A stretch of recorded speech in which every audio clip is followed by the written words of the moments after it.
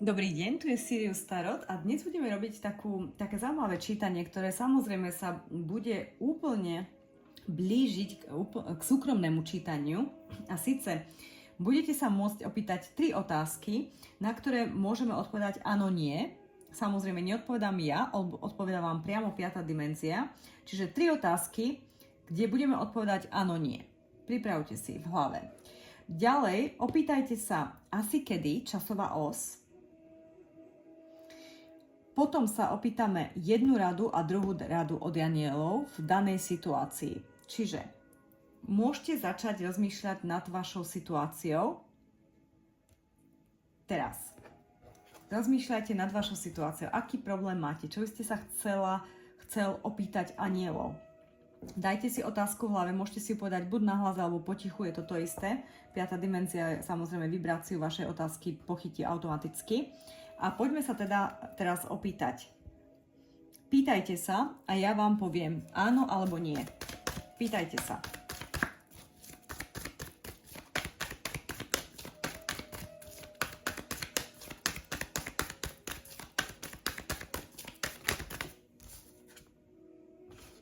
Veľké áno, áno. Vyšli 2 karty, obidve hovoria áno, áno. Takže veľké áno.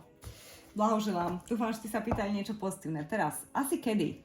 Čo sa týka tej situácie, ak máte inú otázku, kde sa chcete opýtať na časovú os, opýtajte sa otázku, kde chcete odpoveď, ktorá nám dá približnú časovú os do 1 roka.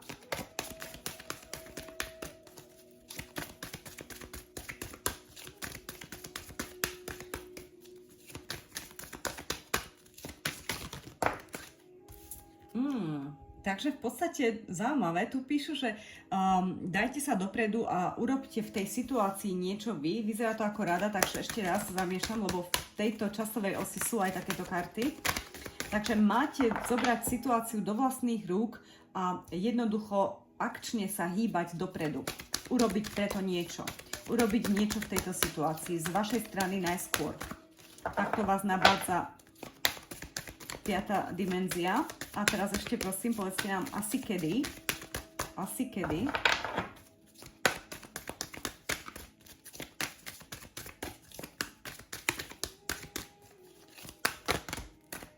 Veľa. Asi kedy.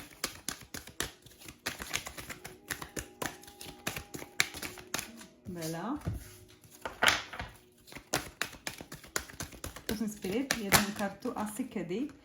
Wow, pozrite sa na to. Vyšla znova tá istá karta, pretože ja mám spojené 2 balíky týchto kariet a to je z toho dôvodu, že aby som mala viac samozrejme kariet na miešanie, aby som teda lepšie miešala. Takže keď nám vyšlo 2-krát áno, áno a teraz 2-krát take action, tak toto skutočne je odkaz pre niekoho, kto si teraz pozerá toto video, kde naozaj je veľmi, veľmi dôležité, aby ste začal vy ten prvý krok v riešení tej danej situácii. Spirit rozhodne vás nabádza na to, že máte sa pohnúť v tej situácii a vy urobiť ten prvý krok. Ak s niekým, dajme tomu príklad, niekto s vami nekomunikuje a už dlho ste napríklad rozídení a chcel by ste znova s tou osobou komunikovať, napíšte mu vy. To je take action.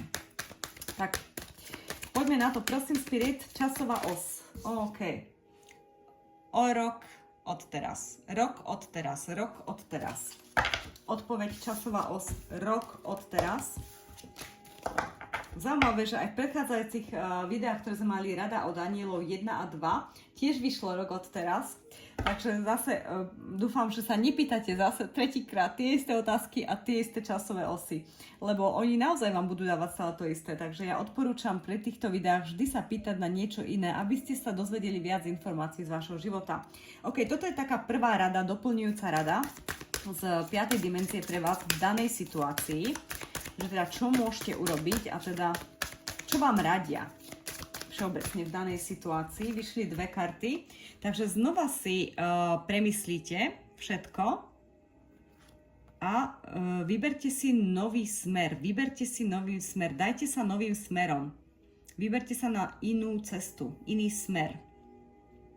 A znova si prehodnoťte situáciu. Prehodnoťte situáciu a vydajte sa na nový smer. OK. Poďme ďalej. Ďalšia rada. Čo ďalej radíte našim divákom v danej situácii? Čo im radíte v danej situácii?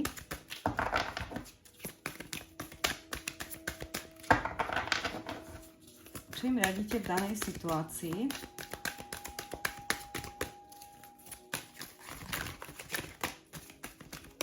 OK.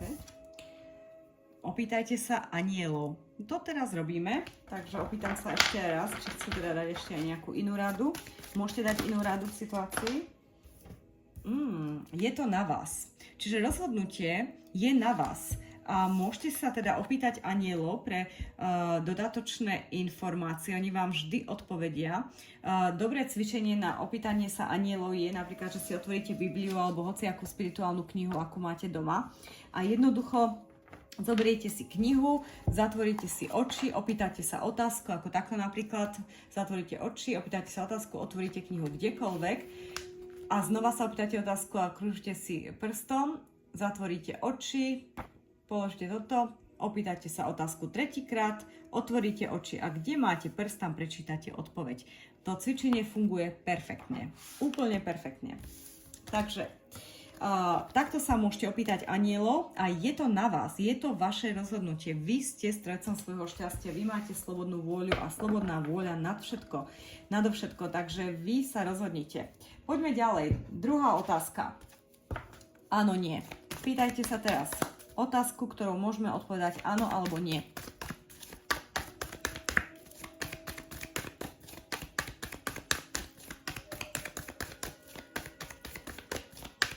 Ak potrebujete viac času, môžete si kľudne video zastaviť, opýtajte sa otázku a video môžete pustiť znova. To je výhoda videa. No, tu vyšlo jedno raz áno, jedno nie, takže ešte raz. Prosím, Spirit. Jedno nie. Odpoveď je nie. Druhá otázka, odpoveď je nie. Časová os. Druhá otázka, časová os.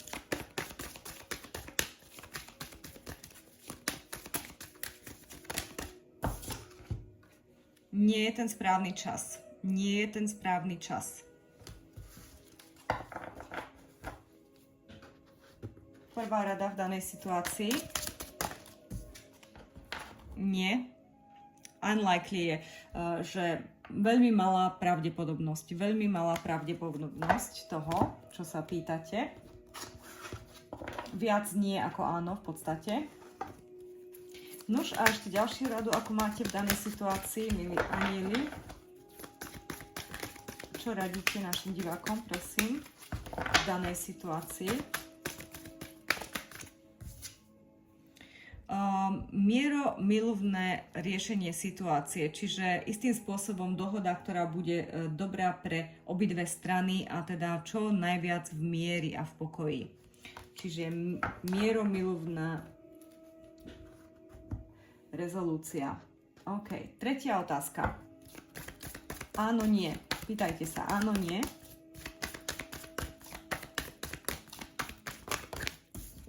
Nie. Odpoveď. Časová os.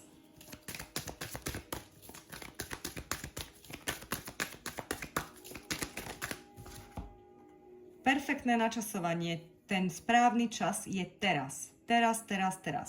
OK.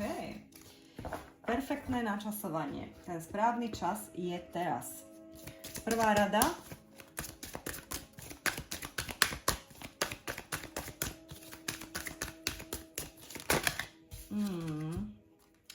Neprestaňte. Don't stop. Neprestaňte. Pokračujte. Pokračujte, nevzdávajte sa, neprestaňte. A posledná rada od anielov v tejto situácii. Čo ešte radíte našim divákom v danej situácii?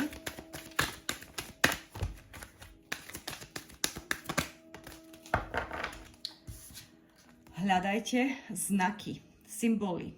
piata dimenzia s vami komunikuje, stále s vami rozprávajú, všetko sa deje pre vás, nie proti vám. Čiže sledujte si čísla, SPZ-ky aut, čo vidíte, aké čísla sa vám opakujú stále, synchronicitu. Môžete si pozrieť aj moje video Numerológia a synchronicita.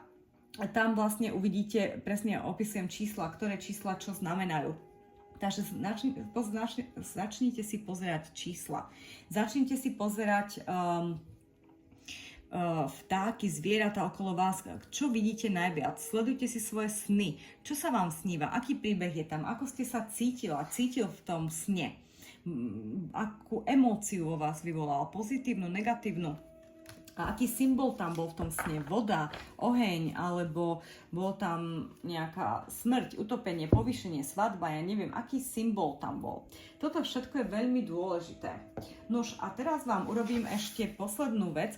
Z týchto troch otázok vyberte si jednu, ktorá je pre vás naozaj najväčším kameňom úrazu, ako by sme to povedali, váš najväčší problém, ktorý by ste chceli poradiť od Spirit, od 5. dimenzie. Takže myslíte na ten svoj problém. Ja vyberiem 3 karty.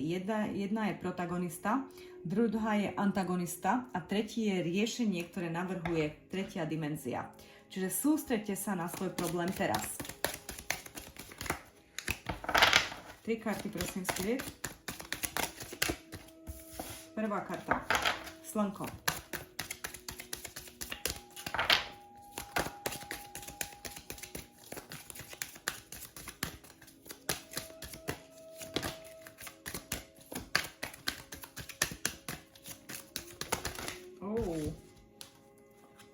Druhá, tretia. A povedali, že mám zobrať všetky. OK. Takže, poďme na to. Prvá karta vyšla slnko. Je v správnej pozícii a teda slnko v tarote znamená najšťastnejšiu kartu. Je to najoptimistickejšia karta v celom tarote.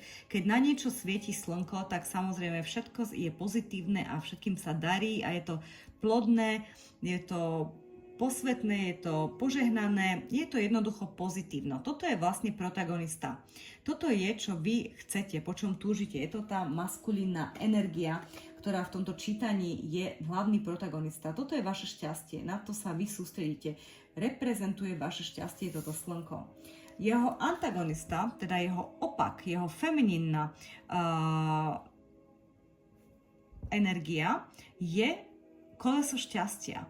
Čiže tu nás navádza na to, že existuje istý cyklus, ktorý sa končí a nový začína, pretože koleso šťastia je o tom, že Boh sám toto koleso točí a jednoducho, keď dokončí ten svoj cyklus jeden, tak začína nový.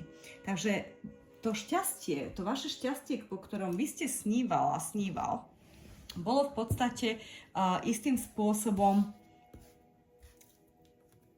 zadržané, pretože nebolo to správne načasovanie. A to správne načasovanie samozrejme príde. Toto vám len oni vysvetľujú prečo. Prečo, keď sa pýtate, že prečo to bolo tak, prečo to nebolo inak a tak ďalej. Pardon, ja sa snažím to dať na kameru a potom je to takto. OK, takže vlastne vy ste mali veľké otázky, prečo to moje šťastie bolo zobrané alebo nebolo mi dané. A tu vás vlastne odpoveď je, pretože to nebolo správne načasovanie. Výsledok všetkého je ale hermit. Čiže hermit je karta panny. Je to teda ten kňaz alebo mních, ktorý sa do seba zarmúti, respektíve sa takým spôsobom zakúklí do seba, začne meditovať a teda zaoberá sa tou svojou problematikou, až kým mu nesvitne v hlave, že čo je vlastne riešenie problému. Čiže Spirit vás nabádza na to, aby ste sa zamyslel sám nad sebou a nad tou problematikou, ktorá vás trápi a vlastne našli spôsob, našli to svetlo v hlave, že aby vám vysvetlo, že prečo teda to naozaj sa tak stalo. Nič nie je náhoda v tomto svete a nedeje sa nič len tak za nič. Všetko sa deje pre istý dôvod. Čiže aj tu vás Spirit navádza, že aj to, čo sa vám stalo, to vaše šťastie, to vaše slnko, ten protagonista vlastne bol zobraný tým kolesom šťastia. Nož ja tu osobne vidím, ja vám to môžem povedať, lebo to mi oni teraz hovoria, je tu príbeh pre niekoho, kto to má počuť, takže ho poviem. Je tu príbeh ženy, ktorá v podstate potratila viackrát deti. A tu vlastne hovoria, že ten čas tam nebol ešte, ale on tam bude. Poďme sa ďalej pozrieť, ako nám vlastne oni vysvetľujú toho hermita. Takže dali nám dve karty, obidve v reverznej pozícii. Hierofant, svadba naopak. Zákon, spravodlivosť naopak. A High Priestess, to je tiež, hermit a High Priestess sú to isté, absolútne. Ale táto je naopak. Čiže vy ste nebola schopná, ja tu cítim viac ženskej energie, prepáčte, ak ste teda muž, tak si to prispôsobte na seba, ale teraz to cítim viac ako ženská energia, preto budem hovoriť viac k ženám. Čiže vy ste nebola v tej svojej energii vysokej kňažky. Vysoká kňažka je teda žena, presne ako ten hermit, len v ženskej energii, ktorá sa dokáže sama do seba zakúkliť, otvorí si korunnú čakru a začne meditovať a vlastne intuícia sa jej otvorí a dokáže vnímať svet tak, ako je, tú autentickú pravdu. Kdežto, keď je naopak, tak vy vlastne toto ste nebola schopná urobiť v ten moment, kedy ste to šťastie hľadala. A vlastne došlo teda k tomu prerušení vzťahu. Je to o vzťahoch. Toto čítanie je o vzťahoch. A teda bol tu tento hierofant. Hierofant reprezentuje v tarote vždy zákony, štatutárne orgány, súdy, univerzity, školy, náboženstvo, cirkev, teda všetky tie kľúče, presne zákony. Nuž a teda keď je to naopak, tak teda aj symbolizuje, že svadba nebola alebo nebude. Symbolizuje, že teda nebol tam ten úspech, súd bol prehraný a tak ďalej a tak ďalej a tak ďalej. Prispôsobte si to na svoju situáciu, ako môžete, ale rozumiete, čo chcem povedať, že teda istá spravodlivosť, ak vy ste chceli niečo a ste považovali za spravodlivosť týmto spôsobom, že teda ak mne bude toto pridelné, tak to bude spravodlivé. Ak ja budem mať dieťa, tak je to spravodlivosť. Tak to tam nebolo, nedošlo k tomu. A to sú vysvetlenia práve toho hermitu, že hermit vysvetlili vysokou kňažkou naopak, čiže nebola ste schopná sa do seba zakúkliť a zamyslieť sa nad tým. A teraz vás Spirit nabádza, že to máte urobiť, lebo to je riešenie tejto situácie. Aby vám toto slnko prišlo do života. Aby konečne skončil sa ten cyklus kolesa šťastia a začalo nové koleso, vy sa musíte do seba zakúkliť. Absolútne. Informácia, ktorú hľadáte, je vo vás. Je úplne vo vás vnútri. Nikto iný ju nemá. Nikto iný nevlastní odpoveď na vašu otázku, len vy. A preto, ak vám tu prichádzalo nespravodlivé a teda nebolo to tak, ako to malo byť, je to preto, lebo ste si tú svoju domácu úlohu neurobila. Čiže teraz, ak budete schopná sa na seba napojiť, tak všetky tieto otázky, ktoré ste sa dnes pýtal, vám budú zodpovedané a budú vám aj prinesené tak, ako chcete. No už napádzam vás, aby ste si pozreli video Jupiter a Saturn, ktoré som robila v decembri, pretože práve to video vás naučí, ako si začať pri splne mesiaca manifestovať všetky sny a túžby. Pokiaľ stihnete to video pozrieť ešte v decembri, tak rozhodne urobte si to cvičenie na spln mesiaca. Veľa z vás mi píše a pýta sa, že kedy bude spln mesiaca vo vašom meste a tak ďalej, že to neviete nájsť na Google. OK. Tak či tak môžete si pozrieť napríklad hlavné mesto, ak ste z Čiech, tak napíšte si Praha spln mesiaca. Zdá sa mi, že je to nejakých 4:28 ráno, 30. decembra už pre vás, takže kľudne Slováci a Česi, kľudne vám bude stačiť, ak si urobíte to cvičenie o polnoci 29. decembra polnoc, že teda na 30. december, pretože ak je ten spln niekedy 4:28 ráno, tak teda neviem, či si budete chcieť dať budíček, ale môžete, samozrejme, stojí to za to, ako som povedala, to cvičenie, keď sa urobí tak, ako som ho povedala a presne bez nejakých alternatív, tak naozaj funguje, ale to závisí od vás. Skutočne pozrite si video, nebudem viac teraz nadvádzať, ale myslím, že vám môže pomôcť aj práve v tejto situácii, ako sa napojiť sám na seba, napísať si tie svoje túžby a teda začať sa pohybovať smerom k tým túžbám, k tomu slnku. To, čo chcete, čo naozaj po čom túžite. A ako som povedala, nie pre všetkých to bude sedieť, ale rozhodne sú tu ľudia, u ktorých sa jedná o dieťa. Mať dieťa. OK, tak to je na dnes všetko odo mňa. Majte sa krásne, želám vám nádherný zbytok dňa a samozrejme píšte, komentujte, hlavne dajte si ma na odber. Ak máte záujem o súkromné čítanie, napíšte e-mail ID je pod týmto videom. Odber zvonček je rozhodne potrebný, ak chcete sa aj zúčastniť súťaže o súkromné čítanie. Tá bude vyhlásená 31. januára. Takže stačí napísať, teda zmačknúť si odber, zvonček a potom do komentára napísať nejaký váš spirituálny zážitok alebo taký, aký by ste chcel zažiť. Pokiaľ nechcete písať do verejného komentára, môžete mi to napísať v e-maile, ale do verejného komentára iba napíšte, posielam e-mail, aby som potom vedela, aké je vaše YouTube ID. Takže to je všetko. Majte sa krásne, držte sa a teda píšte, komentujte, veľmi si toho vážim. Láska a svetlo. Majte sa.